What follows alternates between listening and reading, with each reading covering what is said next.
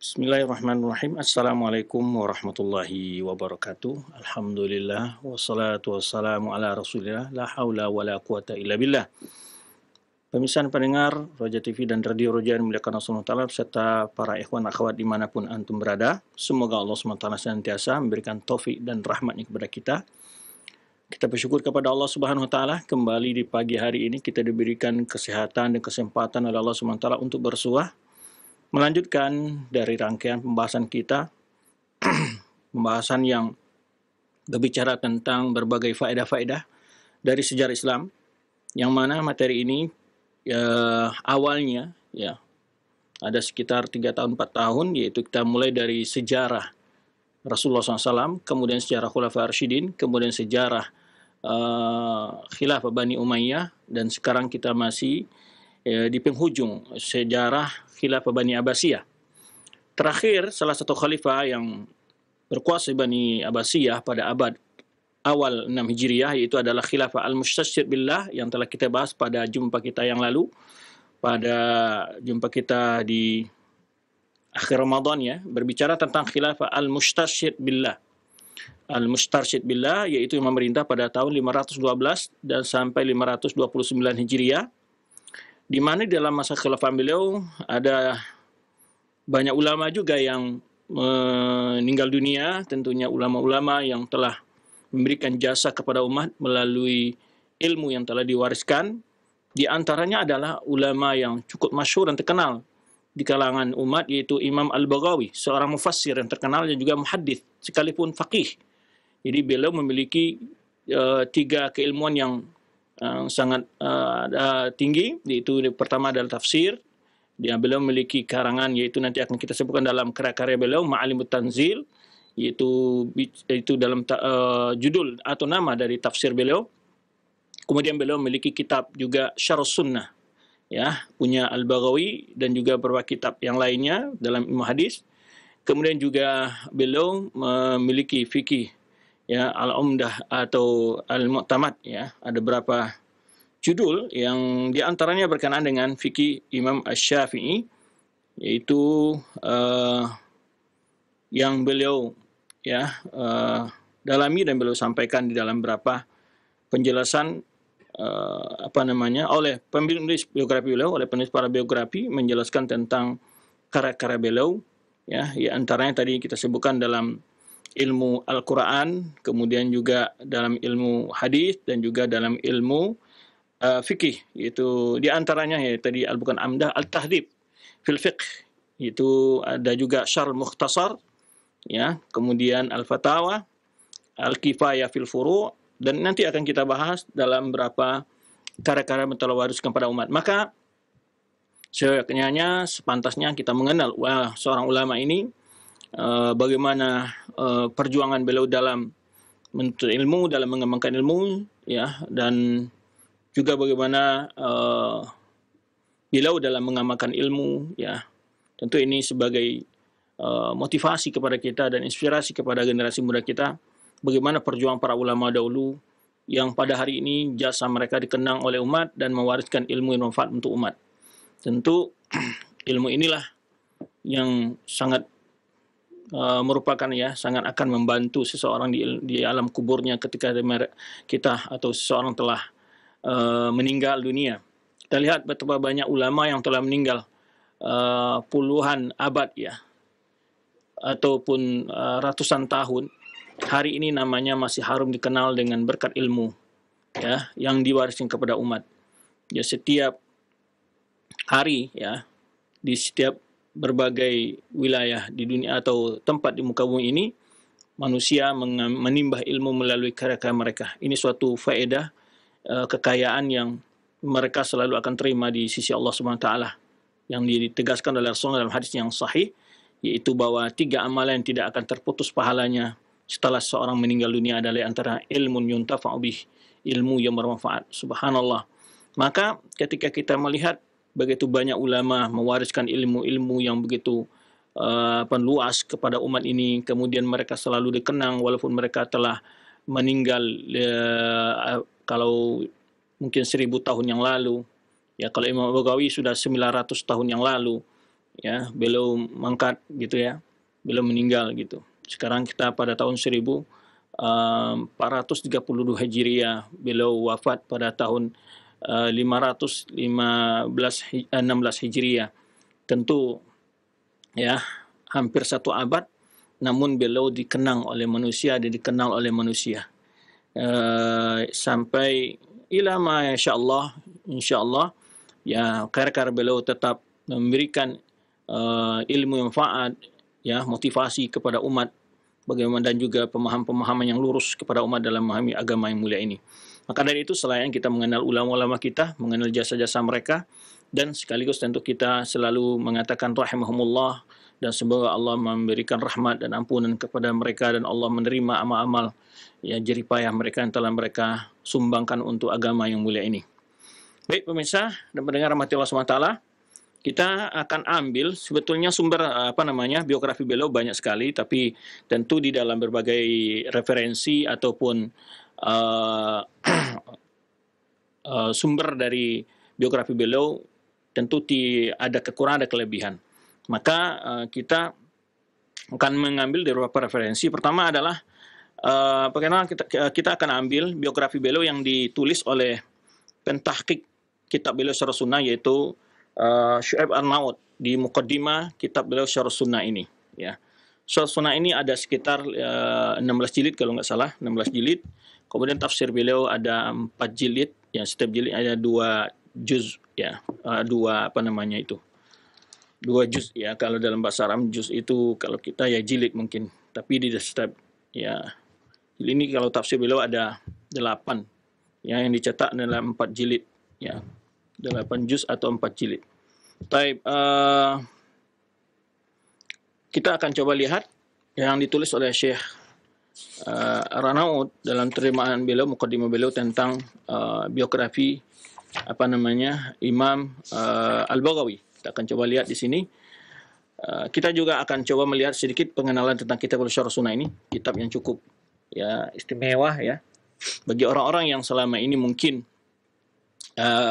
sangat pemerhati mazhab Imam Syafi'i, ya, di antara kitab-kitab yang menjadi yang lebih menggabung antara fiqhul hadis dengan fiqhul ahkam. Jadi hukum-hukum yang diambil dari sumber-sumber hadis di antara adalah Sunan Kubra Imam Baihaqi, kemudian Syarh Sunnah Al-Baghawi ini di kalangan mazhab Asy-Syafi'i, di mana kalau dalilnya jelas Bulughul Maram, ya, yang Bulughul Maram di situ dikumpulkan dalil-dalil dan tentu lebih mendekatkan kepada untuk mendukung hujah-hujah para ulama Syafi'iyah dalam Istinbatul Ahkam.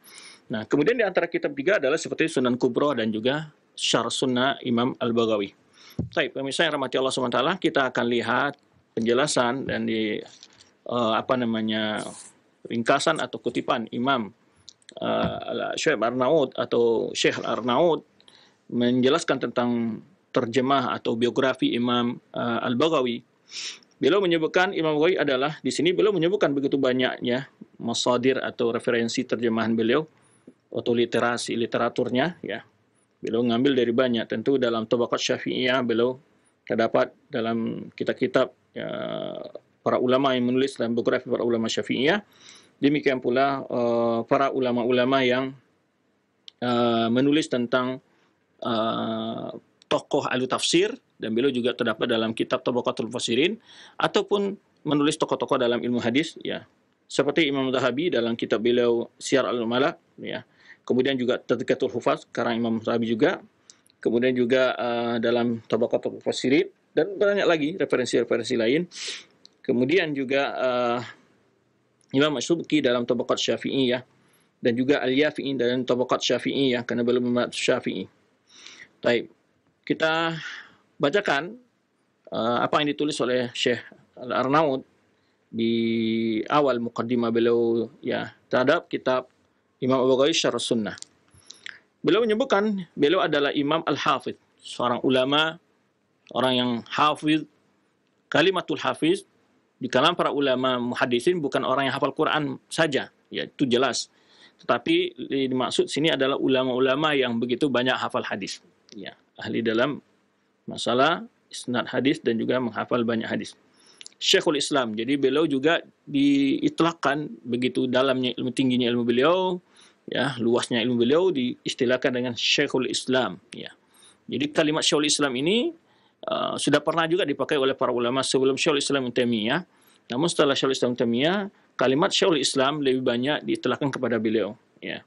Tapi sudah ada ulama-ulama yang juga bergelar Syekhul Islam seperti siapa? Imam Sahabi, Imam Al-Baghawi, apa. Dan juga disebut dengan Muhyi Sunnah. Muhyi Sunnah artinya beliau menghidupkan sunnah. Jadi biasanya kalimat-kalimat ini adalah bagi ulama-ulama yang sangat konsekuen di dalam berpegang kepada sunnah Rasulullah SAW dalam berdalil, baik dalam masalah fiqhul ahkam maupun fiqhul i'tiqad. Kemudian juga ulama-ulama yang sangat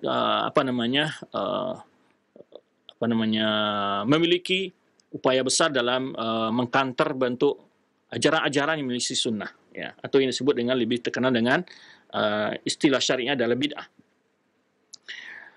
Kunyah beliau Abu Muhammad, nama beliau Al-Husain ibnu Mas'ud,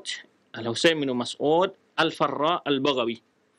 Al-Farra, di nama beliau Al-Farra ini ada nisbah kepada pekerjaan orang tua beliau, yaitu penjual, kalau kita bulu ayam itu, ya. Setelah saya lihat apa maksud Al-Farra itu di dalam kamus, itu artinya adalah menjual bulu. Bulu, ya, seperti kita mungkin apakah itu menjual bulu ayam, ya, seperti ya kemoceng itu apa namanya, yang biasa dalam bahasa digunakan untuk membersih kaca dan meja semisalnya gitu. Jadi pekerjaan orang tuanya beliau itu, ya. Itu sesuai dengan penjelasan yang kita temui tentang maksud dari Al-Farra ini, nisbah kepada pekerjaan dari orang tua beliau, profesi atau mihnah, ya, pekerjaan orang tua beliau. Al-Baghawi, beliau terkenal dengan Imam Al-Baghawi, walaupun dari, ya, beliau lahir di daerah Khurasan, yang di sana orang Khurasan terkenal sekali adalah produk ulama, ya, banyak sekali ulama besar lahir daerah ini. Nah, beliau di daerah Bagha namanya, nisbah kepada Bagha atau disebut juga daerah Barush, ya, kalau nggak salah namanya demikian. Nah, jadi disebutkan Al-Baghawi nisbah kepada desa tempat beliau lahir. Nah, ahadu ulama alladziina khadamul kitab al-aziz, salah seorang dari ulama yang telah khadamu artinya kalau khadamu, kalau bahasanya yaitu yang perhatikan, ya, memiliki perhatian besar kepada Al-Quran Al-Karim. Di antara beliau yaitu memiliki satu tafsir, yaitu Ma'alimus Sunan, ya. Ma'alimut Tanzil, bukan Ma'alimus Sunan, Ma'alimut Tanzil. Kemudian juga punya perhatian besar terhadap Sunnah Nabawiyah. Ini tentu dilihat dari karya-karyanya. Nah, ini juga sedikit, ya, label-label yang diberikan oleh para ulama-ulama kepada para ulama, oleh para penulis biografi ulama kepada para ulama, itu bukan sekedar label yang memuji tanpa ada fakta dan datanya. Ya, beda dengan para tokoh-tokoh hari ini, kebanyakan yang memberi gelar mereka pakar ini, pakar itu, ya, pakar politik Timur Tengah, pakar ini, pakar itu, kebanyakan istilah yang memakaikan istilah itu kepada mereka adalah para pembuat berita, gitu, pembuat berita yang banyak. Ini yang kadang-kadang sehingga orang-orang yang kadang-kadang jahil dalam agama sudah dianggap sebagai intelektual Islam dan istilah-istilah macam-macam. Padahal, ya, kita lihat pengetahuan ilmunya, ya, jauh daripada yang diajarkan oleh Islam kadang-kadang. Nah, jadi kalau apa yang dikatakan yang memberikan gelar-gelar seperti ini bukan ungkapan-ungkapan latah istilahnya, ya, seperti yang biasa dipakai banyak orang hari ini, ya, disebutlah pakar ini, pakar itu, kadang-kadang, ya, tentu tidak semua juga. Banyak juga yang betul-betul pakar, profesor yang memang ahli di bidangnya. Cuma kadang-kadang banyak kita dapati gelar-gelar, ya, penyebutan-penyebutan yang bentuk penghargaan, kadang-kadang hanya lebih banyak bersandar kepada berita-berita koran dan berita-berita yang ada di media sosial dan seterusnya. Baik. Kemudian jadi orang yang punya perhatian besar terhadap Al-Quran dan Sunnah, bil uquf ala dirasatihima, terutama di antaranya adalah begitu uquf itu artinya memiliki betul-betul duduk, istilahnya memiliki mendalami, ya, pengkajian terhadap keduanya, mendalami pengkajian terhadap keduanya. Jadi di samping orang yang dalam mengkaji, wa ta'lif fihima, dan juga memiliki karya-karya, dalam keduanya. Itu bidang ilmu Al-Quran tadi dan juga As-Sunnah. Tapi juga kita sebutkan tadi fikih juga termasuk. Wahya'u ma darsa min ma'alimihima, dan beliau menghidupkan daripada ajaran-ajaran yang dilupakan dari apa yang diterapkan dalam Al-Quran dan Sunnah tersebut. Wa kasyafa kunuzahuma, yaitu membongkar simpanan-simpanan ilmu fikih, faedah-faedah ilmiah amaliyah yang dari keluarnya, membongkar ya, simpanan-simpan pembendaharaan keilmuan yang terdapat dalam keduanya. Ya, wadafainihima, dan ya, maksudnya wadafainahuma, dan ini apa yang tersimpan dalam ilmu hadis dari berbagai teori-teori, pesan-pesan, faedah-faedah, baik berkenaan dengan i'tiqad, dengan akhlak, dengan ibadah, dan seterusnya. Ini kemudian wulida fi Bagshur. Nah, ini tadi yang sebutkan Bagshur, nama lain adalah Bagha. Ya. Wa nisba ilaihi Baghawi ala ghairi qiyas. Nah, kata Imam kata Syekh Syuaib Arnaud di sini nisbahnya kepada Bagshur ini tapi disebut Baghawi. Kalau secara qiyasi nisbahnya itu Bagshuri.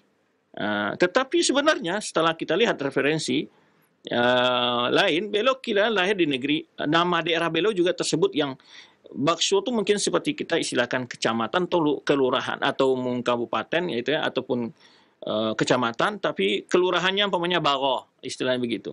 Nah, maka bahwa tadi nisbahkan ke negeri Bagha itu nisbahnya Baghawi, yaitu wa bulaida baina Hara wa Mururuzi min biladil Khurasan. Khurasan, satu daerah yang sekarang terletak di Iran ya.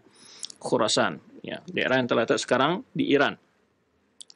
Nah, satu desa yang terletak antara daerah Harah namanya dan juga daerah Muruz di negeri Khurasan. Nah, negeri Khurasan ini anjabat katsir min muhaddisin wal fuqaha. Nah, ini salah satu tambahan sebetulnya penjelasan saja pengenalan bagaimana ketika disebutkan bahwa Khurasan itu sumber lahirnya kebanyakan tokoh-tokoh ahli hadis dan para ahli fikih, tentu akan kita tarik kesimpulan karena daerah tersebut adalah sumber ulama, baik ahli hadis dan fikih, inilah yang telah belakangi nanti membentuk kepribadian Imam Baghawi menjadi seorang ulama yang fenomenal gitu. Ya, karena memang, nah ini kita tidak sedikit kita lihat dalam pelajaran-pelajaran kita yang berlalu ya, ketika kita bicara masalah biografi ulama, ya dominan sekali pengaruh suatu daerah terhadap pertumbuhan atau lingkungan itu sangat besar kepada pertumbuhan seseorang ya dalam perkembangan kawasan keagamaannya maupun yang lainnya. Nah, ini pentingnya sebetulnya lingkungan. Maka tidak kalah penting sekarang kalau kita mungkin prioritas mencarikan pondok pesantren sekolah yang bagus untuk mendidik anak kita ya. Namun tidak lupa pula sebetulnya yang lebih penting sebetulnya dalam didikan ini adalah lingkungan. Lingkungan ya. Sehingga kalau suatu RT, suatu desa, suatu kompleks adalah orang-orang yang senang sholat berjamaah, orang-orang yang senang baca Al-Quran, pasti akan membentuk anak-anak yang dari kompleks tersebut. Nah, ini sebetulnya. Jadi menciptakan lingkungan yang Islami sangat penting. Ya, sangat penting sekali, ataupun semangat belajar kalau tinggal di tempat itu adalah orang-orang yang hebat-hebat, orang-orang yang punya perhatian terhadap ilmu, orang-orang yang bekerja keras, orang-orang yang penyabar, orang yang suka beri salam, pasti akan terbentuklah lingkungan yang begitu sangat mempengaruhi kepribadian anak-anak yang lahir. Nah, ini maka tidak sedikit kita lihat dari para ulama kita, mereka lahir di lingkungan keluarganya kadang-kadang yang membentuknya, dan juga kadang-kadang itu ada lingkungan tempat tinggalnya, daerahnya, desanya atau kampungnya gitu. Imam Baghawi diceritakan oleh para ulama, beliau hidup memang orang tua beliau bukan seorang ulama. Ya tadi kita sebutkan pekerjaan beliau adalah menjual bulu ayam gitu ya, ataupun semacam menjual kulit domba, atau itulah kira-kira penjelasannya. Para ulama menyebutkan nama dari asal Al-Farra tersebut. Nah, kemudian maka dijelaskan nanti bahwa keluarga beliau memang tidak terkenal sebelumnya, dan juga orang-orang tua beliau garis keturunan beliau dari jalur orang tuanya. Tapi setelah beliau menjadi seorang ulama, akhirnya disitulah keluarga beliau menjadi terkenal sebagai memiliki salah satu tokoh ulama gitu. Artinya kita ingin bentuk bahwa betapa banyak terbentuknya generasi berkualitas, yaitu lahir dari sebuah lingkungan. Dan ini tidak luput, kita tahu ya, bahwa gimana lingkungan biasa sangat mempengaruhi kepribadian kita. Terutama bahkan jangankan untuk menuntut ilmu, kadang-kadang untuk mencari rezeki pun pasti lingkungan menentukan juga. Seperti umpamanya jika pergi merantau ya gitu kan, maka jika suatu desa atau kampung itu biasa merantau ke suatu daerah, maka yang lain-lain akan ikut nanti, akan ikut ke daerah tersebut ya, merantau ke sana karena sudah ada orang kampungnya tuh. Dan itu kita lihat kenyataannya ya, baik orang yang pergi ke Batam, baik orang ke Jakarta atau dari Jawa ke Jakarta, pasti ngumpulnya ke tempat-tempat itu. Kebanyakan orang itu berkumpul di situ nanti. Nah, begitu juga dalam menuntut ilmu.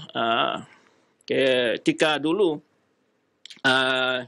kita tamat SD gitu ya, mau melanjutkan kemana, dan ketika di dalam desa itu terkenal sekali bahwa anak-anak yang tamat SD itu adalah ke pondok, yang waktu itu di desa kami itu adalah dari si Junjung itu ke Pariaman, kebanyakan belajarnya ke sana, dan anak-anak desa pada umumnya ke situ ya, dan bahkan tokoh-tokoh yang ada di desa ulamanya juga di situ. Maka akhirnya kita terbentuk untuk belajar ke sana gitu.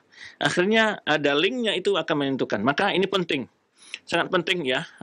Tentu pelajaran kita ambil di sini adalah bahwa tanggung jawab generasi itu tidak terletak pada orang tua ya, tidak terletak semata, tapi juga tanggung jawab kita bersama, artinya sesama kita dalam kompleks, dalam lingkungan. Itu yang dimaksud di sini. Bagaimana bagusnya pendidikan, bagaimanapun solehnya orang tua, jika lingkungan tidak menentukan. Ketika anak-anak libur pulang ke rumah, itu sangat dipengaruhi oleh ya, kalau teman-temannya adalah senang game, senang apa, itu akan dipengaruhi sekali oleh lingkungan itu. Jadi akhirnya pulang ke pondok lagi capek lagi untuk membenahinya. Itu kadang-kadang orang tua di rumah juga tidak mampu mengendalikan anaknya, karena lingkungan akan menentukan sekali. Nah, oleh sebab itu perlu diperhatikan oleh kita bersama, ya, sama-sama kita memperbaiki lingkungan kita, dimanapun kita tinggal, sama-sama saling mengerti, saling menyontohkan kepada lingkungan kita akhlak yang baik, ketaatan, dan kejujuran. Nah, ini sangat penting. Karena sering kita kadang-kadang menjalahkan satu pihak saja gitu ya, tapi kita tidak bisa. Manusia makhluk sosial berarti terpengaruh atau mempengaruhi, pasti itu. Jadi kondisi negara kita yang menjadi topik ending terus adalah masalah begitu kejujuran, yang begitu bisa dikatakan nihil kadang-kadang dalam berpolitik, di dalam bekerja dan segala macamnya, dengan maraknya korupsi segala macamnya. Itu sebetulnya tidak hanya tanggung jawab tanggung jawab sekolah, kampus saja ya, tidak tanggung jawab perguruan tinggi saja, tidak bisa demikian. Tapi tanggung jawab keluarga dan lingkungan itu sangat besar, baik lingkungan tempat dia bekerja maupun lingkungan ya tempat dia tinggal. Baik, kemudian dijelaskan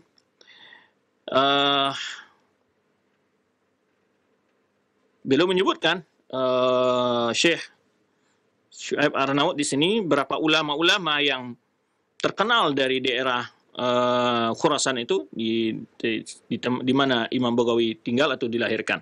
Di antara disebut di sini Abul Ahwas Muhammad bin Hayyan Al-Baghawi, Abu Ja'far Ahmad bin Mani Al-Baghawi Al-Baghdadi, Abu Ja'far bin Muhammad bin Hayawi ya, atau Hayuya bin Salamawiyah bin Nadar bin Mirdas Al-Baghawi, wal faqih Abu Ya'qub Yusuf bin Ya'qub bin Ibrahim Al-Baghawi. Nah, ini nisbah ke Al-Baghawi semua. Jadi beliau ingin menunjukkan di sini betapa banyak ulama-ulama lahir dari daerah desanya Imam Baghawi itu. Abul Qasim Abdullah bin Muhammad bin Abdul Aziz Al-Baghawi, Al-Qadi Abu Sa'id Muhammad bin Ali bin Abi Saleh Al-Baghawi, Ishaq bin Ibrahim bin Abdurrahman Al-Baghawi, wal Hafidh Abul Hasan Ali bin Abdul Aziz Al-Baghawi. Ya, ini banyak sekali ulama-ulama ya yang satu desa dengan Imam Baghawi ini, atau satu daerah Imam Baghawi ini, yang terkenal sekali dengan tokoh-tokoh ya, ketokohan ilmunya gitu ya. Nah, bisa dilihat dalam kitab Al-Ansab karya Imam As-Sam'ani, nanti kalimat Al-Baghawi nisbah kepada Baghawi tersebut, atau Tarikh Baghdad ya, karangan Khatib Baghdadi, atau Tazkiyatul Hufaz karangan Imam Az-Zahabi. Kemudian Syekh Arnaud menjelaskan, lam tusyir masadir allati tarjamat lahu ila sana allati wulida fiha.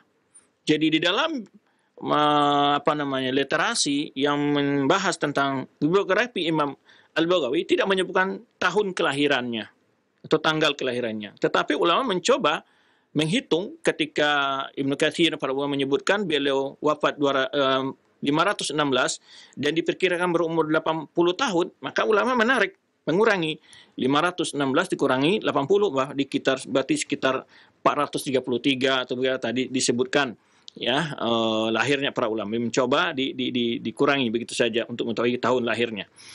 Illa an jami'a man tarjama lahu arakhu wafatahu. Nah, ulama-ulama yang menyebutkan tentang biografi beliau memberikan tanggal wafat beliau atau tahun wafatnya beliau sepakat itu tahun 516.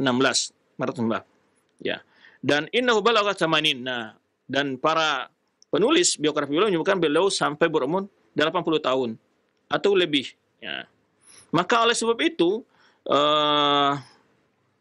diprediksi bahwa beliau lahir pada awal-awal ya al-aqdul rabi' min qarnil khamis, yaitu al-aqdul rabi' itu maksudnya ya sekitar 40 tahun awal di tahun kurun yang kelima. Artinya abad yang kelima. Abad kelima dimulai 400 sekian gitu ya. Jadi al-aqdul rabi' artinya sekitar 30 sampai 40-an. Dari antara tahun 430 sampai 440 itu sekitar dari tahun itu beliau lahir. Nah, ini maksudnya. Kemudian beliau nasya'a syafi'ul madhab. Nah, beliau nasya'a syafi'al madhab. Syafi'al madhab. Beliau bermadhab syafi'i. Bihukmil bi'a allati 'asha fiha. Ya, sesuai dengan kondisi lingkungan yang beliau hidup di sana. Jadi kebanyakan orang Khurasan itu bermadhab Imam Syafi'i. Di Baghdad atau daerah Khurasan atau daerah Kufah itu sebetulnya madhab berkembang di sana adalah pertama madhab tentu Imam Abu Hanifah yang terkenal di Kufah ya. Madhab yang dari antara madhab 4 itu yang paling tua madhab. Kemudian madhab Imam Malik itu berkembangnya di Madinah. Kemudian madhab Imam Syafi'i berkembang di Baghdad karena beliau tinggal di sana dan juga ke Mesir. Karena beliau setelah itu pindah ke Mesir. Kemudian Imam Ahmad tinggal di Baghdad. Akhirnya banyak Hanabilah juga di Baghdad. Nah, kemudian ya wal ulama alladziina iltaqa bihim wa akhadha, dan juga guru-guru beliau, ulama-ulama tempat beliau belajar banyak juga bermadzhab Syafi'i. Wa kana yadun mashkurah, dan beliau memiliki peranan yang cukup dibanggakan dalam mazhab Syafi'i. Wa qad allafa fihi kitabahu, jadi di mana beliau telah menulis sebuah kitab tentang mazhab Syafi'i yaitu judulnya At-Tahdzib. Ya, naha fi manha ahli tarjih. Ya, beliau menulis kitab mazhab dalam mazhab Syafi'i, tapi beliau di dalamnya memakai manhaj tarjih. Ya, di dalam mazhab Syafi'i pun ada pendapat-pendapat yang kontra di antara ulamanya Syafi'i sendiri. Jadi, perlu diketahui perbedaan pendapat antara ulama dalam mazhab fikih ya, di fiqhul ahkam, dalam masalah fikih hukum, itu bukan maksudnya berbeda dalam setiap persoalan ataupun dalam setiap persoalan ada 4 pendapat, tidak demikian. Ya, kadang-kadang 3 imam sependapat, 1 orang menganjil. Dan persoalan-persoalan bukan setiap ada ulama mazhab Maliki salat itu 4 kali sehari, bukan itu maksudnya, bukan. Hanya di ujung-ujung, yaitu istimbatat, yaitu dalil-dalil umum yang tidak konteks dalam menjelaskan masalah, itu kadang-kadang ijtihad di situ ada para ulama tadi. Jadi jangan digambarkan bahwa setiap mazhab itu pasti berbeda dalam segala pendapat, tidak demikian. Hanya di bagian ujung-ujung masalah. Dan dalam ujung-ujung masalah itu bukan berarti ada 4 pendapat selalu, tidak. Kadang-kadang 2, kadang 3 gitu. Baik. Kemudian tetapi beliau dalam bermadzhab Syafi'i bukan muqallid, maka beliau memakai yaitu manhaj tarjih, ya, wa ikhtiyar wa tashih, memilih pendapat yang kuat dan juga mencari pendapat yang lebih benar.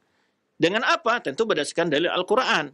Ya, para ulama-ulama tadi pasti terbatas dalam memiliki ilmu, pasti ada yang mendapatkan hadis dalam menentukan ayat, ada menjelaskan memahami ayat dengan lebih tepat ya, dan tentu berbeda kualitas keilmuan mereka pasti berbeda. Maka Imam Al-Baghawi sesuai dengan kapasitas keilmuan beliau mencoba juga melakukan penterjihan di dalam mazhab Syafi'i itu. Jadi jangan dipahami juga orang mazhab hari ini maksudnya ada begini, kalau tidak menjalankan pendapat Imam Syafi'i 100% ini bukan mazhab Syafi'i. Bukan demikian. para ulama mazhab juga seperti Imam Baihaqi mengkritik sebagian pendapat-pendapat ulama Syafi'i atau pada sebagian pendapat Imam Syafi'i, demikian para ulama-ulama lain dalam mazhab yang lain. Ya, karena ada pula hari-hari ini orang mencoba mengakunya mengikuti Imam Syafi'i tapi tidak kunut. Ya, tidak mesti mengikuti Imam Syafi'i dalam masalah hal-hal yang memang menurut tarjihnya, menurut dalilnya melihat itu yang lebih rajih tidak bermasalah. Ya, tidak harus demikian. Justru bahkan banyak juga orang-orang yang mengkritik demikian, mereka juga kadang-kadang menjalankan dalam praktek keseharian ibadahnya juga tidak konsekuen dengan mazhab Imam Syafi'i. Ya, tidak konsekuen dengan mazhab Syafi'i, justru malah banyak juga mengambil mazhab Hanafi dan mazhab Hambali kadang-kadang. Tapi dasar bermadhab itu, bolehkah bermadhab? Ya, hari-hari ini juga mulai banyak perkara-perkara ini dipertanyakan, ya, muncul lagi pertanyaan-pertanyaan yang sudah dijelaskan banyak para ulama. Bermadhab bukan diharamkan, bukan atau ada pula isu bahwa orang Wahabi anti madhab. Tidak ada ulama. Lihat ulama-ulama yang dikatakan Wahabi oleh sebagian kelompok, itu semuanya bermadhab mereka. Apakah Ibnu Taimiyah yang mereka sebut sebagai tokoh Wahabi itu bermadhab Hambali, atau Muhammad Wahab yang mereka sebut sebagai tokoh Wahabi itu juga bermadhab Hambali. Ya, bukan berarti mereka anti madhab. Tidak ada. Yang dimaksud, yang dicela oleh para ulama, yang diwanti atau diperingatkan dalam madhab itu adalah pertama adalah taklid, ta'assub. Ya, sudah jelas ada dalilnya. Ya, sudah jelas ini pendapat ini lemah. Ya, ada dalil menyisi sunnah. Ini amalan sahabat. Nah, itu yang dimaksud. Ya, atau melazimkan orang dengan perkataan imam itu sendiri. Ya. Kalau tidak demikian, ya, menyelisih satu pendapat madhab, tidak bermadhab. Ini bukan demikian. Dan salah satu efek buruk dari fanatik dalam mazhab ini sudah terjadi dalam sejarah Islam. Bagaimana dulu di kota Mekah itu kaum muslimin terpecah-pecah dalam sholat 5 waktu mereka, masing-masing sholat dengan imam mazhab mereka. Ini menunjukkan, dan itu tidak pernah bahkan hal itu jangan dicela dalam agama kita, bahwa bagaimana umat Islam itu harus bersatu. Ya. Dan di mana pula dulu Imam Ahmad tidak pernah menolak sholat di belakang Imam Syafi'i, demikian pula sebaliknya Imam Syafi'i tidak pernah menolak di belakang gurunya Imam Malik juga demikian. Nah, kedewasaan ini yang perlu disampaikan kepada umat. Jadi kedewasaan yang perlu dijelaskan pada umat ketika menjelaskan pendapat, jangan hanya menyalahkan satu pendapat saja, tetapi kadang-kadang disinggung pendapat yang lain agar umat kita memiliki wawasan yang luas, dan dia ketika itu dia juga memaklumi perbedaan yang terdapat di dalam pengamalan itu akan dimaklumi bahwa itu ada dalilnya, bahwa itu ada pendapat imamnya. Sehingga tidak dijadikan lagi sebagai alat provokasi memecah belah persatuan umat dengan perbedaan pendapat pada ahkam ini. Nah, ini yang ingin kita tegaskan. Maka di sini dijelaskan oleh Imam oleh Syekh Arnaud bagaimana illa annahu rahimahullah lam yakun yata'assab li imamihi. Di mana Imam Al-Baghawi tidak muta'assib, tidak fanatik, ya, ta'assub dengan imamnya. Wala yunaddidu bighairihi, dan juga tidak mencela mazhab yang lain. Ini kelihatan para ulama kita, ya, yang mereka anggap bagaimana mereka menjelek-jelekan Islam Taimiyah sebagai ulama Wahabi yang menurut mereka anti mazhab. Di mana? Coba baca kitab beliau Raf'ul Malam an Imatil Alam, itu jelas sekali bagaimana beliau menghormati para ulama, memuliakan Imam Malik, Imam Hanifah, dan tidak satu pun ulama yang beliau celah-celah semua tuduhan-tuduhan seperti itu. Jika beliau mengomentari pendapat para imam dengan pendapat imam yang lain, menjelaskan dalil, itu namanya bukan mencelah, tapi adalah mendiskusikan, dan itu adalah bimbingan para ulama mazhab sendiri, mengajarkan murid-murid mereka untuk mengkaji, untuk meneliti, ya. Maka setiap imam-imam yang 4 tersebut memberikan motivasi kepada pengikut-pengikut mereka untuk mengikuti hadis Rasulullah SAW. Bukan mengikuti pendapat pribadi mereka ataupun ijtihad mereka semata, tapi mereka seluruhnya memotivasi orang-orang yang ingin mengambil pelajaran dari mereka, selalu memotivasi untuk mengikuti hadis Rasulullah SAW. Baik. Jadi beliau juga tidak mencela ulama-ulama lain, Imam Al-Baghawi ini. Bal kana yanzur fi jami'il madzahib wa ara'il a'immah. Tetapi beliau mencoba mendalami, memandang, mempelajari, meneliti berbagai mazhab dan pendapat-pendapat para ulama.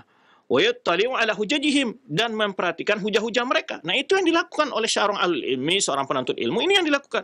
Mencoba mengkaji hujah-hujah setiap ulama itu bagaimana, ya, bagaimana istinbat mereka. Nah, ini yang dilakukan oleh Imam Al-Baghawi. Wa ya'khudhu ghaliban fi kulli bab ma yarahu ablaw fil hujjah. Nah, ketika dalam merajih, dalam memilih pendapat, beliau biasanya mengambil pendapat dalam setiap bab-bab ilmu itu yang beliau paling kuat dalilnya, itu yang beliau pilih. Bukan karena ini mazhab ini, enggak. Beliau melihat ini dalil pendapat lebih kuat, ya. Wa awfaqu linnas, dan lebih tepat dengan dalil, lebih dekat dengan dalil, ya, dengan nas dan seterusnya. Baik, kemudian ala annahu hina istawat lahu ma'rifah, kemudian setelah beliau semakin tinggi ilmunya sebagai ulama besar, balagha marhatan nuj, ya, sampai kepada tingkat ilmu yang sudah matang, kematangan dalam ilmu, beliau mengajak kepada Al-Qur'an dan Sunnah, alladzina huma asl din, yang merupakan keduanya adalah pokok agama, ya, wa ilaihima marji' fi masail syar'iyyah, yang sebagai tempat kembali dalam masalah-masalah agama. Kemudian wa ya'allifu fi nashri ulumihima, dan disitulah beliau boleh menyebarkan dalam bentuk tulisan, menyebarkan ilmu Al-Quran dan Sunnah, ya, dan menghidupkan ma'asirahuma, jadi dalam menghidupkan berbagai ilmu-ilmu yang tersimpan, yang mungkin ada yang terlupa, yang tidak muncul di tengah umat, yang mungkin dilupakan oleh umat, petunjuk-petunjuknya dijelaskan oleh beliau. Hatta istahaqqa bihaqqi laqab, dari sinilah beliau mendapatkan gelar sebagai muhyis sunnah, penghidup sunnah. Nah, itu sebutkan. Min ahli asrihi, itu yang mengungkapkan beliau sebagai muhyis sunnah adalah ulama-ulama ini masa beliau dan ulama-ulama setelah beliau. Baik. Kemudian telah mendorong atas kecintaan terhadap ilmu beliau, hirsuhu alal ma'rifah, dan kesungguhan dalam mencari ilmu pengetahuan, ya, kerinduannya, ya, kehausan kepada sunnah. Beliau melalang buana itu yarhal ila, ini artinya kalau kita merantau, ya, mencari ilmu, ya, berkelana menuntut ilmu, liyatalaqqa bi imami asri, untuk mencari ulama-ulama hidup masanya, ya. Di antara beliau pergi pada daerah namanya Marruzi, ya. Kemudian beliau bertemu dengan ulama-ulama seperti Husain ibnu Muhammad al-Marwazi al-Qadi, ya. Lalu belajar bersamanya, dan ini masuk guru beliau yang paling, ya, berbekas dalam kepribadian beliau.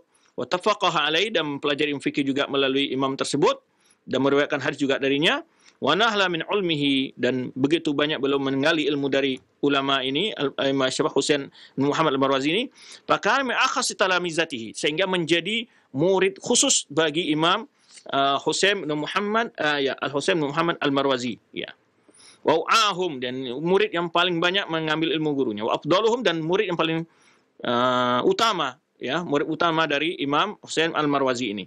Wa adkahum, dan juga yang paling cerdas.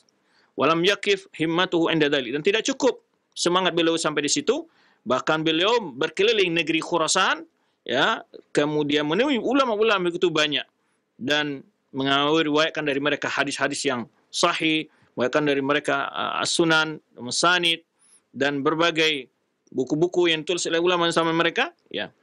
Wa ajza min ajwadit turuq wa awsaqiha, jadi memiliki sanad-sanad yang kuat, ya, sanad-sanad yang siqah dan seterusnya. Kemudian, ya, wa darasa madzhabul a'immal masyhurah, kemudian beliau juga mendalami berbagai mazhab-mazhab yang masyhur, ulama yang masyhur, menguasai, wa khasatan mazhab al-Imam Syafi'i, secara khusus adalah belajar mazhab Imam Asy-Syafi'i. Wa jalsa ulama lughah, beliau juga belajar kepada ulama-ulama ahli lughah, bahasa Arabnya, ya. Wa hamala ahlul kutub allati ulifat fi gharib al-hadis wa fassara ma'anihi, dan beliau juga menulis kitab dalam ilmu gharib hadis dan juga tafsir daripada hadis-hadis tersebut. Kemudian setelah itu beliau innahu alqa asa tasyar, maksudnya beliau meletakkan tongkatnya dari berkelana, beliau menetap di daerah Moro tersebut, yaitu sebagai negeri beliau yang kedua. Di situ beliau mulai menulis, ya, kitab beliau yang sangat berguna, yang sangat bermutu dalam tafsir dan hadis dan fikih, ya, dan beri manfaat mengajar kepada talabul ilmi, ya, dengan dihadiri oleh para penuntut ilmu yang begitu banyak. Taib. Kemudian akhirnya beliau di sana menyebarkan ilmu beliau, wa afkari naira, dan memberikan berbagai pendapat-pendapat yang begitu jitu, ta'limul qayyimah, ilmu yang begitu berkualitas, ya.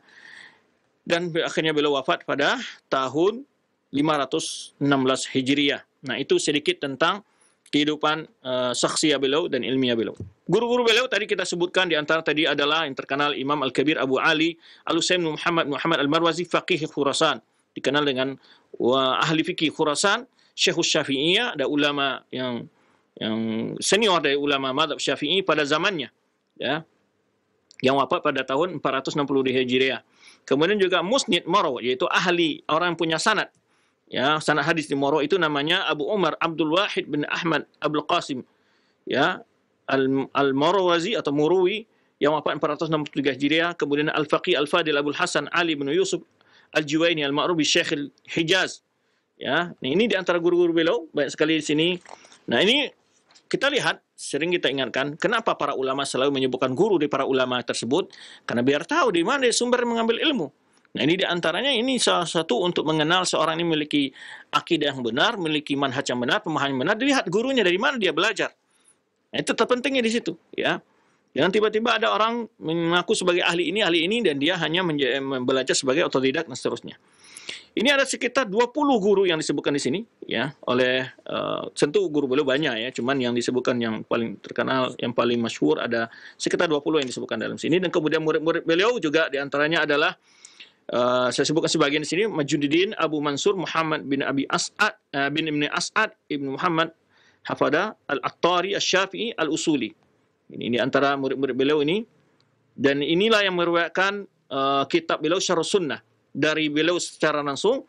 Kemudian dari murid beliau inilah para ulama-ulama mengambilkan riwayat tentang riwayat kitab beliau Syarh Sunnah ini.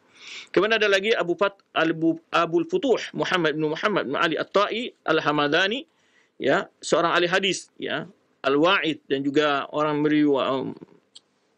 seorang ulama yang banyak memberikan nasihat-nasihat dari ilmu hati gitu ya. Di antara karangannya murid beliau ini ada Al-Ba'in fi Irsyadis Sa'irin ila Manazil Muttaqin. Kemudian murid beliau yang lain Abul Makarim Fadlullah bin Muhammad Al-Nawqani nisbah ila Nawqan. Ini antara murid beliau. Adapun sifat beliau adalah, itu di antara murid beliau banyak juga tentunya, tapi kita tidak menyebutkan satu persatu. Dan Imam Baghawi ini rahimahullah memiliki sifat yang sangat terpuji. Wa mazaya makanahu atharul kabir fi dhafrihi bi laqab al-imam, dan juga kelebihan-kelebihan dari yang beliau miliki sehingga beliau digelari oleh para ulama zamannya sebagai seorang imam atau muhyiz sunnah atau syekhul Islam tadi yang kita sebutkan. Nah, dan ini hampir disebutkan oleh setiap ulama-ulama yang menulis tentang biografi beliau, ya, atau dari sumber dari literasi atau maraji, ya. Bahwa hafizun li kitabillah, beliau hafal Al-Quran, wa mulimun bil qiraat, dan juga ahli dalam ilmu qiraat, wa alimu mimma utira anis sahabat, juga menguasai ilmu-ilmu asal-asal dari sahabat para tabi'in dalam tafsir. Wa dhu basarin tamim bi madhhab Imam Syafi'i, dan sangat menguasai madhab Imam Syafi'i. Wa alim bil khilaf bainal madhhab, dan juga menguasai berbagai pendapat perbedaan ulama dalam berbagai madhab. Wa huwa min amatil hadis wa hufadhihi, dan beliau juga termasuk ulama ahli hadis dan para penghafalnya. Wasu'al marifah bimutunihi, dan juga memiliki pengetahuan yang luas tentang matan-matan hadis, wa asanidihi, dan isnad-isnadnya, wa ahwali rijali, dan juga kondisi berbagai para perawinya, rijal hadis. Kemudian dikenal beliau juga orang yang luas penguasaan dalam ittila. Ittila ini adalah wawasan membaca buku beliau, ya. Kemudian dalam ilmu hadis banyak sekali beliau memiliki kelebihan-kelebihan, ya. Ini kita ringkas saja di sini. Dan tadi kita sebutkan bahwa beliau tidak muta'assib dengan madhabnya, dan juga tidak mencela ulama yang lainnya, dan sangat sungguh-sungguh dalam menyebarkan ilmu Al-Quran dan Sunnah, ya. Kemudian waruju' ila tariqatil lati jara 'alaiha sahabat tabi'in. Nah, ini di antara hal yang disebutkan oleh para ulama, beliau selalu dalam pendapat-pendapat berusaha menafsirkan, memahami ayat dan hadis itu rujuk kepada pendapat para sahabat, para tabi'in, dan ulama-ulama yang mengikuti mereka, ya. Wa salafus salih. Kemudian wa ya'tamidu madhhab salaf fi sifat wal mu'taqad. Nah, ini di antara akidah beliau adalah berakidah Ahlussunnah wal Jamaah, ya. Kalau orang menuduh, ya, orang-orang yang mengimani sifat ulu, sifat istiwa, maka tentu dia menuduh juga Imam Baghawi demikian. Beliau adalah orang-orang di antara ulama yang mengikuti madhab salaf dalam mengimani sifat-sifat Allah, ya. Dan ini bisa dilihat dari tafsir beliau dan juga dalam kitab beliau Syarh Sunnah ini. Ini salah satu bab di awal kitab Syarh Sunnah ini, satu metode juga, yaitu mirip dengan kitab yang ditulis oleh Ilmu Al-Qayrawani yang pernah kita bahas juga, yaitu dibahas pertama oleh beliau bab ini, walaupun ini kitab hadis yang berbicara tentang ahkam, tapi pada kitab bagian pertama itu beliau membahas masalah akidah. Beliau membahas masalah akidah terlebih dahulu. Jadi di sini ada ini di bantahan ini Kitabul Iman. Itu Kitabul Iman di situ menjelaskan tentang akidah Ahlussunnah Jamaah, tentang masalah iman, menjelaskan tentang paham Murji'ah dan bantahan terhadap kaum Khawarij. Kemudian juga kita juga bantahan terhadap Jahmiyah, bantahan terhadap orang mengatakan Al-Qur'an itu adalah makhluk, ya. Kemudian bantahan terhadap berbagai pendapat-pendapat al-bid'ah dan lainnya. Ini di awal kitab Syarh Sunnah ini. Kemudian Kitabul Ilmi. Nah, setelah itu baru beliau masuk pada kitab bagian masalah fikih, yaitu setelah itu masuk kitab ya Kitabul Ilmi, ya. Kemudian setelah itu baru Kitabut Taharah.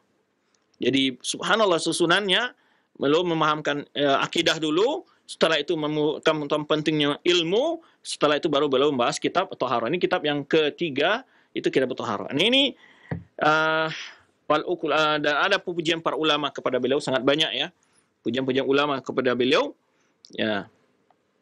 Dari beliau dalam akidah, ada akidah itu salah, mengimani sifat-sifat Allah dan tidak mentakwilnya, ya. Kemudian juga beliau disebutkan di sini la yulqid darsa illa ala tahar. Nah, ini juga beliau tidak memberikan pelajaran kecuali dalam keadaan berwudu. Subhanallah. Wa yalbatasalahu min athiyab, dan memakai pakaian yang terbaik, tentu dia pakaian yang beliau miliki. Wa arda bil qalil min az-zat, dan di antara sifat beliau yang terkenal juga beliau adalah orang yang zuhud, ya, orang yang sederhana sekali dalam hidupnya. Nah, ini yang disebutkan di antara biografi Imam Al-Baghawi ini.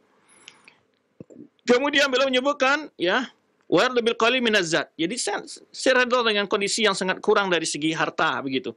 La yashghuluhu anil ilmi syai'un min matalib dunya, sehingga tidak ada urusan dunia yang melalaikan beliau dari mencari ilmu. Subhanallah. Jadi memang beliau tidak sibuk dengan dunia dan tidak ada seurusan dunia yang menyibukkan beliau dari mencari ilmu. Au syu'un atau urusan kehidupan ini, wa huwa radiyul khulqi samahun nafs, memiliki akhlak yang mulia, ya, jiwa yang lapang, adbus syama'il, indah sekali ke akhlak beliau, hasanun niyah, ya, memiliki niat yang baik, shadiqul tawiyah. Ini pujian-pujian kepada beliau. Hal ini disebutkan oleh penulis di sini, oleh Syekh Manaud. Ini muncul nanti bila kita membaca kitab-kitab beliau, akan terasa sekali bagaimana kepribadian beliau juga di dalam menyampaikan ilmu. Nah, ada pujian para ulama sangat banyak kepada beliau, di sini disebutkan begitu panjang sebetulnya, ya. Di antaranya di sini kita sebutkan, ya, pujian disebutkan di sini adalah Imam Zahabi menyebutkan al-Imam al-Allama al-Qudwah. Jadi pujiannya adalah seorang ulama, allama, orang sangat berilmu, al-Qudwah, yang pantas dijadikan sebagai tauladan, figur, al-Hafiz, yang al-Hafiz tadi kita sebutkan, bukan hanya sekedar hafal Al-Quran, tapi juga banyak hadis, Syekhul Islam, Muhyiddin Sunnah, Sahibut Tasanif. Jadi memiliki karangan, orang yang menghidupkan sunnah dan seterusnya. Kemudian Imam Subki juga menjelaskan, kan Al-Baghawi yulaqab bi Muhyiddin Sunnah. Imam Baghawi digelari dengan orang yang menghidupkan sunnah. Wa bi rukniddin, juga disebutkan rukun din, ya, bi rukniddin. Dan beliau memang tidak sempat masuk ke kota Baghdad.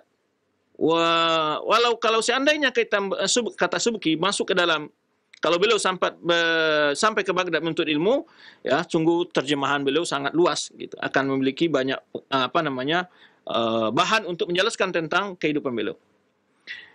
Kemudian dijelaskan wa qadruhu alin fid din, beliau adalah orang yang sangat tinggi kedudukan dalam agama, wa fi tafsir, dalam tafsir, wa fil hadis, ilmu hadis, dan wal fiqh, kata Imam Subki, dan ilmu fikih, ya.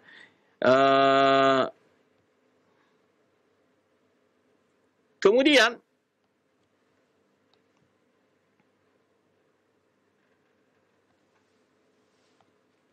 ini di antara pujian-pujian cukup panjang, ya.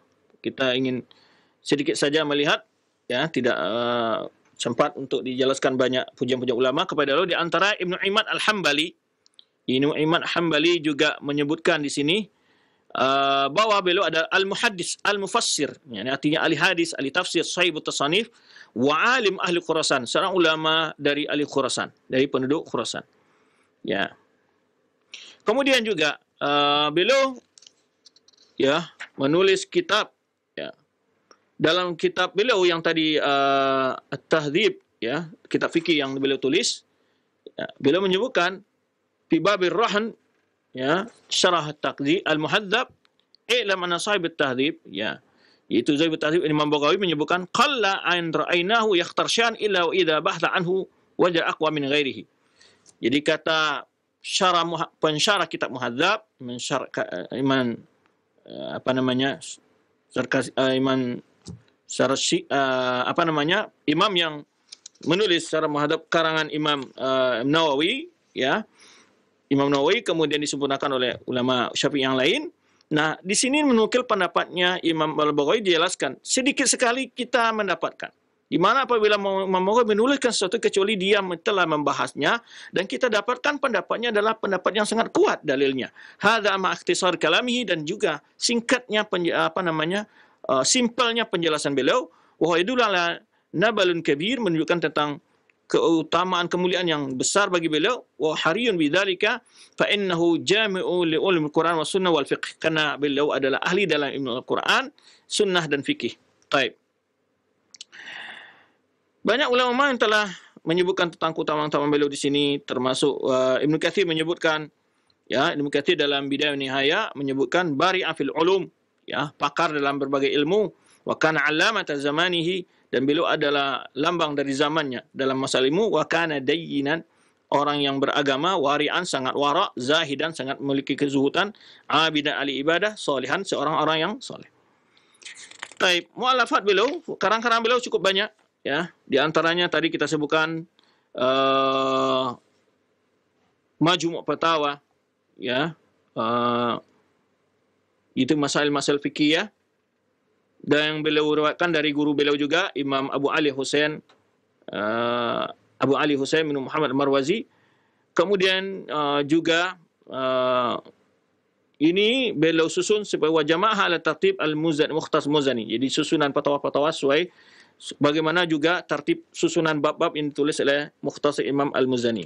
Kemudian juga Tahdhib fil Fiqh Imam Syafi'i, ya,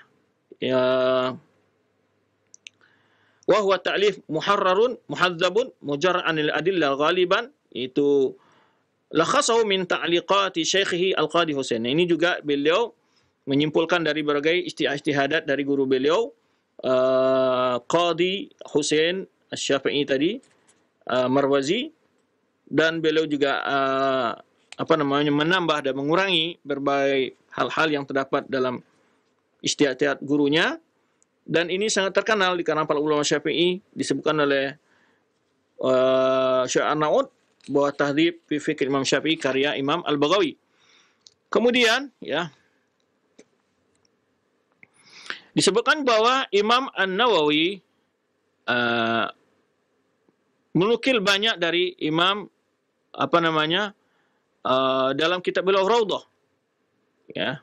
Imam An-Nawawi banyak menukil pendapat Imam Al-Baghawi dalam kitab beliau Raudhah. Kemudian juga kitab tafsir beliau yang terkenal itu Ma'alimut Tanzil, ya, tafsir, ya, jami' li aqwali salaf fi tafsir ayat, yang di mana beliau mengumpulkan perkataan para ulama salaf menafsirkan ayat Al-Qur'an, ya, dan juga hadis-hadis Nabi. Ini terkenal dengan tafsir bil ma'thur, ya. Di antara tafsir bil ma'thur yang dikenal oleh para ulama, di antaranya yang bagus adalah tafsir Baghawi, setelah tafsir Tabari tentunya, kemudian tafsir Imam Ibnu Katsir. Nah, tafsir Al-Baghawi ini agak lebih ringan sebenarnya dari tafsir Ibnu Katsir, karena Ibnu Katsir terlalu banyak menyebutkan riwayat-riwayat dalam setiap ayat. Tapi kalau Imam Al-Baghawi, beliau mentalkhis kandungan-kandungan hadis kadang-kadang lalu mentafsirkan demikian. Maka sangat cocok sebetulnya tafsir Al-Baghawi ini untuk dikaji di masyarakat umum, sangat bagus, ya. Cocok untuk masyarakat umum. Kalau Ibnu Katsir terlalu banyak riwayat-riwayat, ya. Kalau Imam Al-Baghawi tidak terlalu panjang-panjang dalam sekian ayat, beliau, ya, cukup simpel tetapi penjelasannya sangat memuaskan, gitu. Baik. Ma'alimut Tanzil ini sudah ditahqiq dan juga banyak cetak-cetakan di sini, dan pernah Syaikhul Islam Taimiyah ditanya tentang kitab tafsir. Apakah tafsir yang lebih bagus, ya, yang lebih tepat, yang lebih dekat pada Al-Quran dan Sunnah, ya, maksudnya apakah Syamah Syari atau Qurtubi atau Baghawi? atau selainnya. Maka Syekh Islam menyebutkan amat tafsir salasah fala mus'al anha.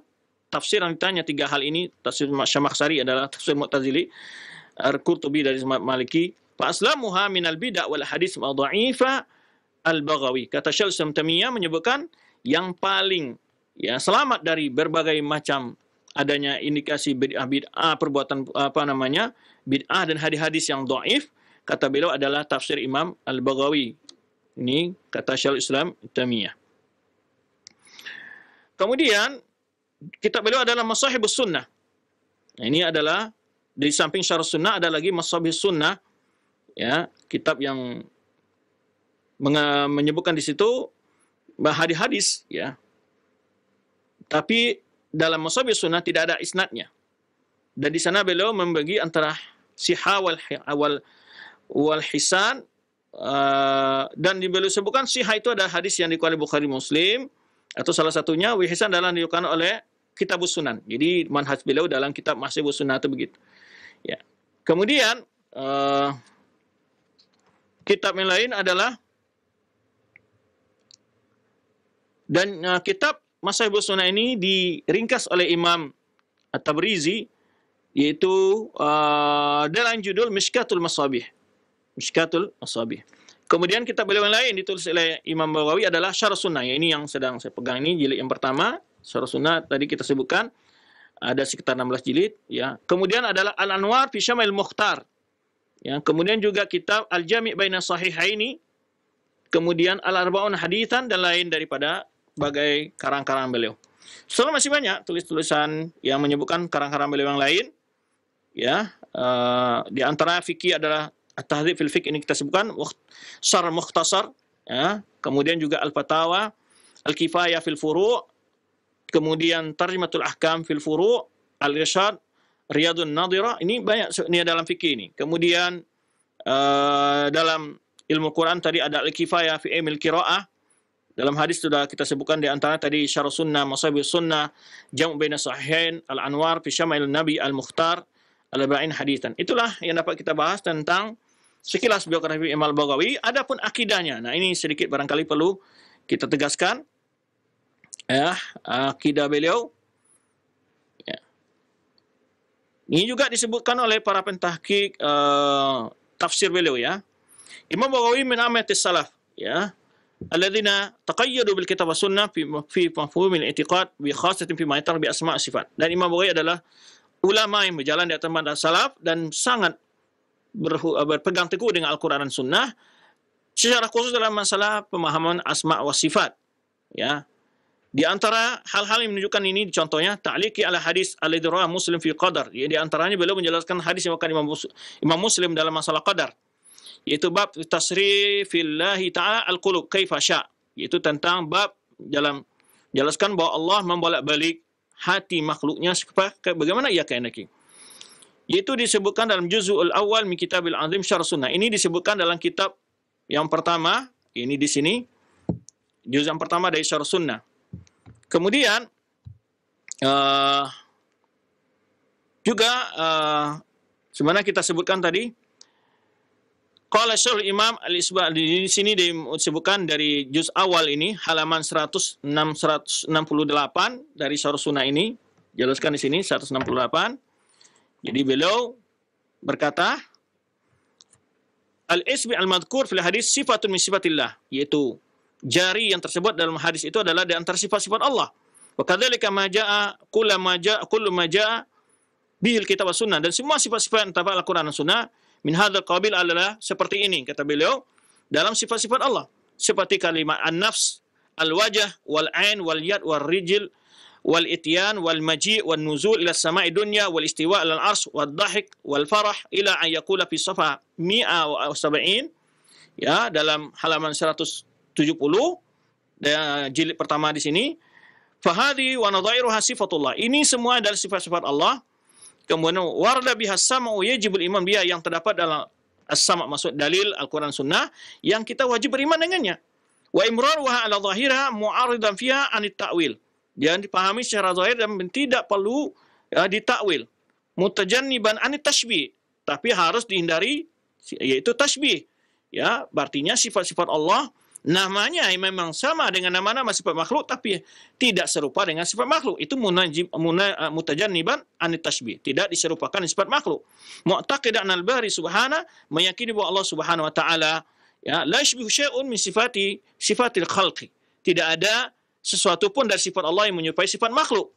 Kama la tushbihu dzatuhu dzatul khalqi. Ya, sebagaimana zat Allah tidak mirip dengan zat makhluk, ya. Kemudian beliau menyebutkan firman Allah, laisa kamitslihi syai' was samiul basir. Jadi walaupun nama yang sama, tapi berarti hakikatnya seperti sifat makhluk. Nah, jadi beliau memberikan satu kaidah yang masyhur, al-qaulu fi sifat kal qaulu fi dzat. Mengimani sifat-sifat Allah sebagaimana kita mengimani zat Allah.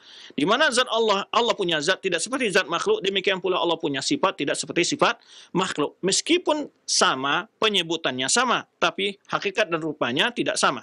Nah, kemudian beliau menyebutkan wa ala hadza ma salaful ummah wa ulama, inilah pegangan para ulama salaf dan ulama sunnah ya, yang talaqauha jami'an bil iman wal qabul, yang mereka semuanya meyakini dengan keimanan dan menerimanya. Wa tajanabu fiha anit tamsil wa ta'wil, mereka menghindari dalam mengimani sifat-sifat Allah itu, dalam memahami dalil-dalil tersebut dari tamsil juga buat ta'wil.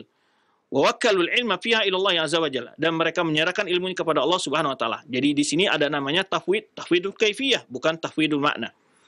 Kemudian beliau menjelaskan dalil hal itu perkataan ulama salaf, wa qad ja'at syahadatul ulama alladziina tarjamu lahu tu'akidu dzalik, ya, sungguh telah terdapat dari para ulama-ulama persaksian-persaksian, pernyataan-pernyataan mereka, ya, kemudian yang disebutkan, yang diterjemahkan oleh para ulama, yang disebutkan tentang nukilkan perkataan mereka oleh para penterjemah atau penulis biografi mereka. Ibnu Syahba dalam Tabaqat Syafi'iyah atau Ibnu Syahba menyebutkan dalam Tabaqat Syafi'iyah jilid pertama halaman 310, wa kana dayyinan aliman amilan ala tariqus salaf. Dia seorang ulama yang alim, ya, sangat mengamalkan ilmu dan mengikuti jalan salaf. Ya, dan masih banyak ungkapan-ungkapan yang lain para ulama menjelaskan tentang akidah beliau, dan ini salah satu penjelasan dalam awal kitab beliau Syarh Sunnah jilid pertama. Itu ada bantahan di sana terhadap para Al-Jamiyah dan Mu'tazilah. Wallahu a'lam bishawab. Itu yang dapat kita bahas pada kesempatan ini, dan kita kembalikan kepada ahli mandu kita dari studio Cilengsi. Jazakallahu khair, barakallahu fiik kepada Al-Ustaz yang sudah memberikan materi yang mudah-mudahan bisa kita ambil faedahnya, bagaimana beliau menjelaskan biografi Al-Imam Al-Baghawi rahimahullahu ta'ala. Baik, untuk selanjutnya kami buka sesi interaktif, sesi soal jawab, dan alhamdulillah sudah ada beberapa pertanyaan yang masuk, kami ajukan saja langsung. Yang pertama,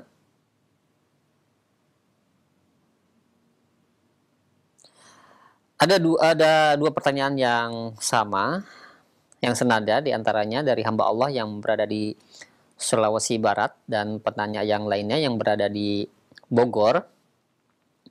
Assalamualaikum warahmatullahi wabarakatuh. Ya Ustadz, bagaimanakah jika kita pindah-pindah madhab dalam beragama, dan di negeri kita banyak yang mengaku mengikuti madhab Syafi'i, tapi ketika saya belajar di pondok, mengapa dalam amalannya seperti tercampur dengan madhab yang lain?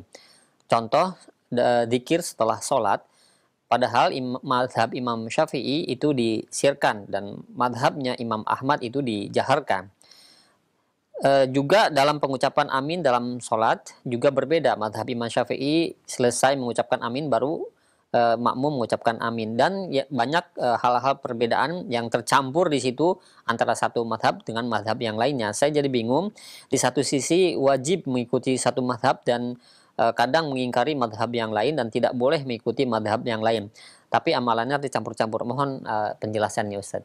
Perlu ketahui tadi dia mengatakan wajib mengikuti madhab, dan tidak ada pun satu pun ulama mengatakan wajib mengikuti madhab tertentu. Yang diwajibkan oleh ulama adalah mengikuti dalil Al-Quran dan Sunnah sesuai dengan pemahaman para ulama. Jadi kalau orang tidak madhab berarti dia telah berdosa, tidak ada demikian. Dan para ulama madhab sendiri tidak pernah mengatakan wajib mengikuti salah satu madhab. Baik Imam Syafi'i tidak pernah mewajibkan orang mengikuti madhabnya dia, atau madhab gurunya dia, atau madhab yang lainnya. Ya, cuman dibolehkan para ulama karena begitu perkembangan ilmu dan begitu keterbatasan kita dalam berbahasa Arab ya, karena ulama dulu mereka menguasai kaidah-kaidah dalam berbahasa Arab sehingga kaidah-kaidah dalam bahasa Arab itu dipahami Al-Quran dengan alat-alat itu. Nah, ilmu alat ini terbatas ya, dan yang kita ketahui penguasaan terhadap dalil kita juga kurang.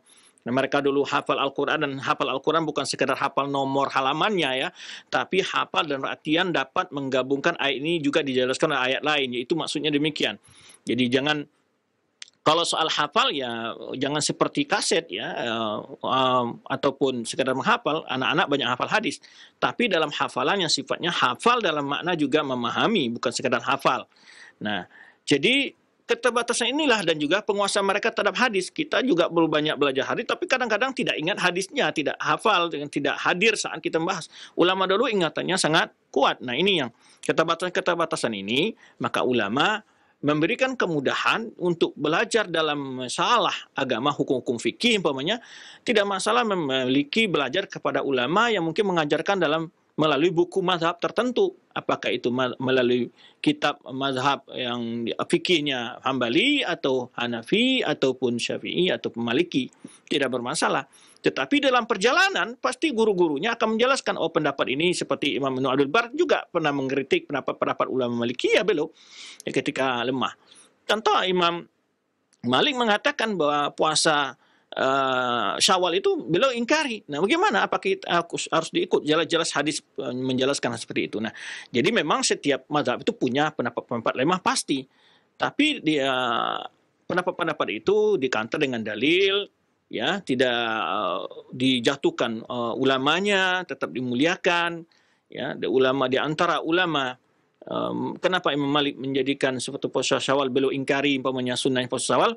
Karena maksud beliau mengingkari, tapi pada zaman beliau dijelaskan oleh sebagian ulama, ada orang menganggap bahwa orang yang meninggal puasa Syawal seakan wajib. Nah, ini beliau ingin mengkantar seperti itu. Nah, kita harus paham kondisi-kondisi seperti itu. Maka perlu kita belajar kepada ulama dalam mazhab tertentu, tidak bermasalah. Itu tidak. Tapi walaupun tercampur tidak masalah. Mengamal mazhab ini sebagian ini sesuai dengan dalil. Tapi yang dicela para ulama, yang diharamkan adalah, yang dilarang adalah, yaitu tatabu' rukhas. Tatabu' rukhas maksudnya apa? Pendapat-pendapat yang nyeleneh di setiap mazhab itu yang diambil. Pendapat-pendapat yang lemah di setiap mazhab itu yang diambil. Maka oleh sebab itu Ibrahim At-Taimi menyebutkan, man tataba rukhasal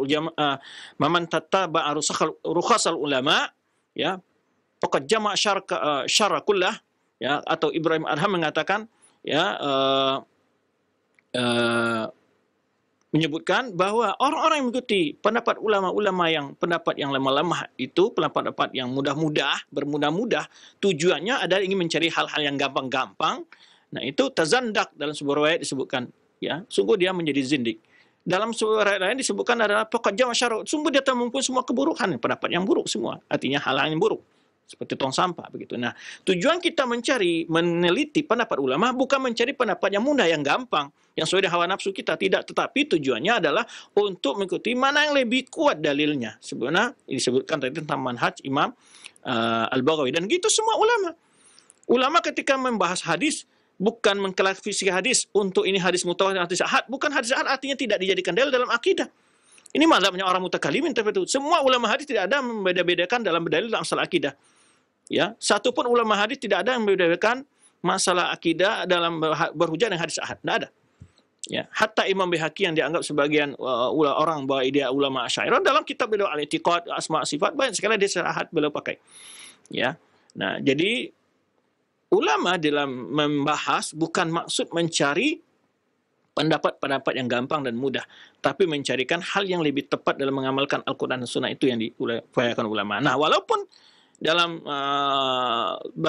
berzikir dalam seperti yang contoh-contoh disebutkan, tidak bermasalah kalau itu berdasarkan dalil. Dasar dia mengikuti adalah karena pendapat itu yang kuat, bukan karena pendapat itu yang gampang dan mudah, bukan demikian. Wallahu a'lam bishawab. Baik, syukran jazakallahu khair atas jawaban Ustaz. Demikian untuk yang bertanya di layanan pesan singkat. Dan kembali kami ajukan di layanan pesan singkat kembali yang kedua, ada pertanyaan. Ya, saya tadi dijelaskan sedikit mengenai biografi Al-Imam Al-Baghawi rahimahullah ta'ala. Beliau mata pencahariannya berdagang. dan banyak penjelasan juga dari yang saya baca di sumber-sumber elektronik atau media massa atau di media sosial bahwa berdagang itu merupakan sunnah Nabi. Nah, yang jadi pertanyaan, apakah benar berdagang itu dikatakan sunnahnya para nabi dalam mencari nafkah? Saya belum mendapatkan penjelasan itu ya, untuk mengatakan bahwa berdagang adalah sunnah Nabi. Ya, bahkan kalau kita katakan para nabi sebelum diangkat menjadi rasul, kebanyakan mereka itu penggembala kambing. Bahkan tidak ada nabi kecuali kata Rasulullah SAW ini ya, kecuali dia menggembala kambing. Ya. Adapun masalah berdagang, sebagian nabi ada yang berdagang. Ya, seperti Nabi kita Muhammad SAW sebelum diangkat menjadi rasul, beliau berdagang. Ya, beliau berdagang. Ya, sebelum diangkat menjadi rasul, dan juga beliau menjadi mengembalakan kambing orang-orang Mekah juga sebelum menjadi nabi. Setelah menjadi nabi, ya, wallahu alam, saya tidak mendapatkan penjelasan-penjelasan tentang kalau Rasulullah SAW mengatakan bahwa, atau penjelasan para ulama bahwa pedagang itu adalah sunnah atau suatu profesi yang disunahkan pokoknya. Saya belum dapat penjelasan. Tetapi ya, berdagang salah satu mata pencarian yang dibolehkan, yang memang banyak terdapat hukum di dalamnya, dijelaskan dalam Al-Quran. Bahkan diumpamakan juga berdagang itu sebagai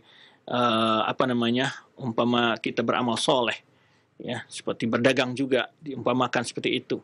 Ya, wadah bahkan disebutkan tijaratul lan tabur, sering diingatkan dengan perdagangan yang tidak akan pernah merugi dan segala macam. Itu artinya diambilnya perdagangan karena dasar orang berdagang itu mencari untung. Ya, setiap dalam usaha pasti manusia yang dicarinya adalah untung, baik berdagang atau bukannya. Ya, tentu begitu. Tapi kita di dalam berprofesi itu, apapun profesi kita, yang penting adalah sesuai dijalankan dengan tuntunan agama. Itu saja sebetulnya. Ya, belum, kalau dikatakan berdagang adalah suatu profesi sunnah, wallahu alam, saya tidak berani mengatakan hal demikian. Ya, kalau ada yang ustadz lain mungkin punya ilmu tentang itu, dia menjelaskan seperti itu, dia mendapatkan ada perkataan ulama, itu adalah sesuai dengan keilmuan yang dia sampaikan. Tapi mencari rezeki adalah suatu perintah dari Allah, betul. Perintah dari Allah mencari rezeki, iya. Ya, dengan profesi apapun saja. Tentu rezeki yang halal tentunya. Ya. Karena Allah sebutkan, fa idza qudiyatis shalat fantashir fil ard. Allah suruh kita untuk mencari rezeki. Ya. Wabtaghu fima ataqallah darul akhirata wa la tansa nasibaka minad dunya.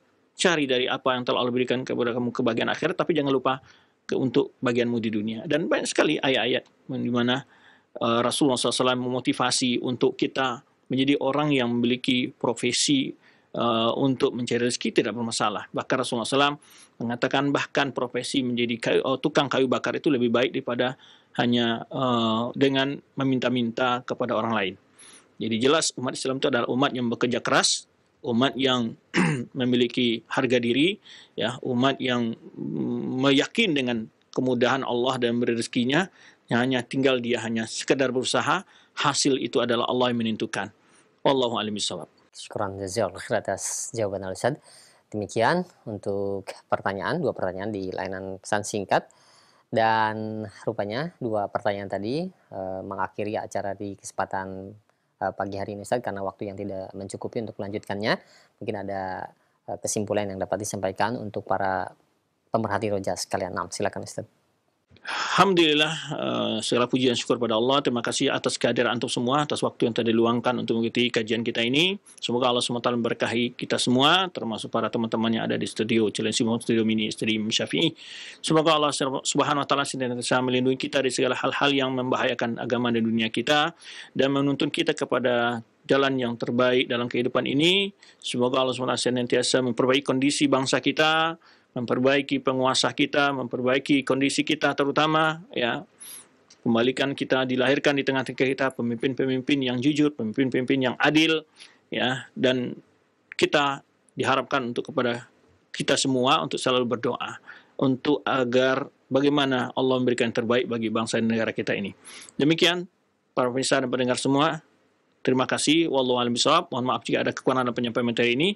Subhanaka Allahumma bihamdika asyhadu an la ilaha illa anta astaghfiruka wa atubu ilaik. Wassalamualaikum warahmatullahi wabarakatuh.